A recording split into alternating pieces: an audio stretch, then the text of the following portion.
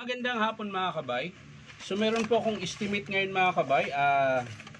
Wala na po siyang modelo mga kabay. Tanggal na po. Ang size nito mga kabay ay D-Shitty na grinder DeWalt. So ang job number niya mga kabay 39423.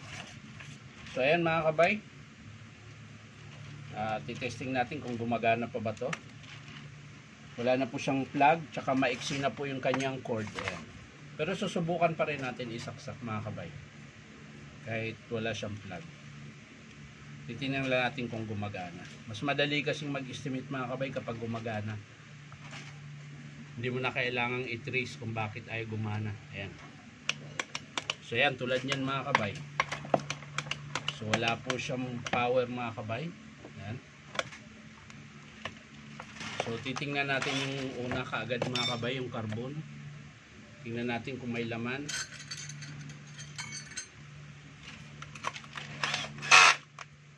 Dahil wala po siyang power. So yung carbon niya mga kabay, maiksi na.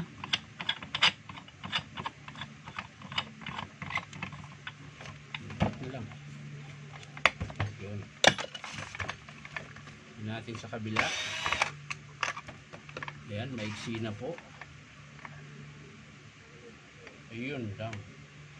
Ang lalim na pala ng mga kabay. Ang lalim na po ng armature. Tapos yung kanyang ayan, mapapansin niyo mga kabay yun. Wala na po siyang carbon. Tapos yung spring niya mga kabay, ayan malapit na maputol.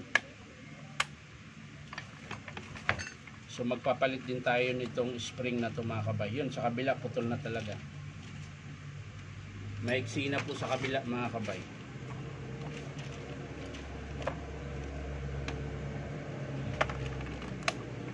Ayan kung mapapansin nyo mga kabay. Yung spring po sa kabila, ayan ang iksi na po. Ayan, maangat ko lang. Ayun, natanggal ko na pala. Yun. Ay pa lumabas. Nag-i-NRT pa siya mga kabay. So ayan mga kabay maiksi na, naputol pa. Ayan So magpapalit din po tayo niyan. So yung switch niya mga kabay, di ko na i-tester kung matunog pa. Pero hindi po lahat ng tumutunog na switch mga kabay gumagana. Pero ito buo pa po yan.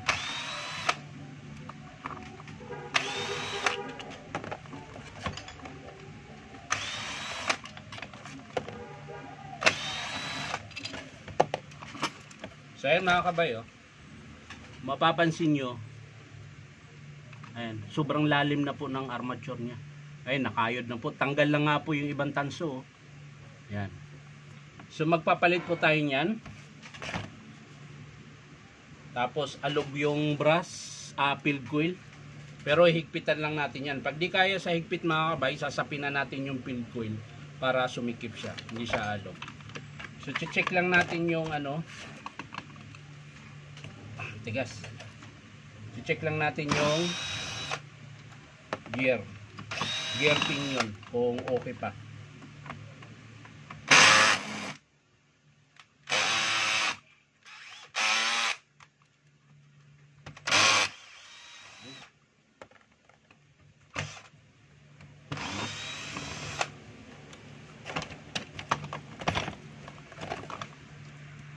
Ayan, hindi gaano kita mga kabay.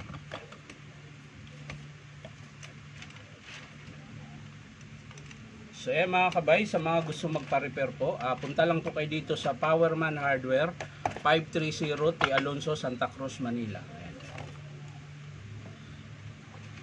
So ayan mga kabay, okay pa naman yung gear niya mga kabay. Ayan. Wala pa po siyang bungi at makapal pa po. Ayan. So sa pinion din niya mga kabay, ganun din. Ayan. Nasa loob, okay pa po. So ang papalitan lang natin dito mga kabay ay armature, carbon brass, ano pa ba? 3 meters cord, ayan, dahil maiksi na po, tsaka plug. So yan lang ang papalitan natin dito sa grinder na 17 ng DeWalt. Ayan. So hindi ko na po ipapakita mga kabay kung paano buuin. Papakita ko na lang sa inyo mga kabay kapag in-approve ng customer.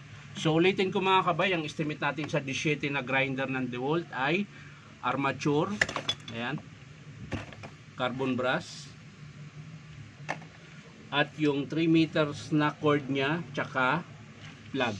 So yan lang po yung i-estimate natin dito sa 17 na grinder ng DeWalt. So maraming salamat mga kabay sa panonood, at palike and share na rin po, at syempre po baka naman po pwedeng subscribe nyo po sa aking YouTube account na Inom Tabay. So maraming salamat, bye bye.